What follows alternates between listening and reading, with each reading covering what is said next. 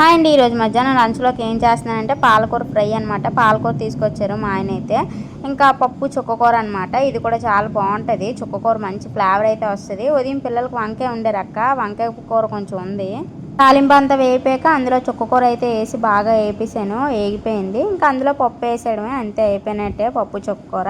Next వచ్చేసి గోంగూర పచ్చడి అనమాట. గోంగూర పచ్చడి అంటే నాకు చాలా ఇష్టం. ఇంకా పిల్లలందరూ కూడా చాలా బాగా తింటారు ఇష్టంగానే. ఇంకా గోంగూర కూడా వేపేసి దాన్ని ఒక పక్కన పెట్టేసి మిక్సీలో అయితే వేసాను. ఓ పక్క పప్పు కూడా అయిపోయింది. ఇంకా చల్లారిపోయింది గోంగూరని అయితే మిక్సీ ఆడేసాను. ఇంకా దానికోసం అయితే తాలింపు వేస్తున్నాను గోంగూరని. అసలు గోంగూర పచ్చడి మా అమ్మమ్మ అయితే చాలా బాగా చేసేది అనమాట. చాలా ఓపికగానే రుబ్బురోల్లో రుబ్బిది. అసలు ఆ టేస్టే వేరు. ఇప్పుడైతే మనకు అంత ఓపిక లేదనుకోండి.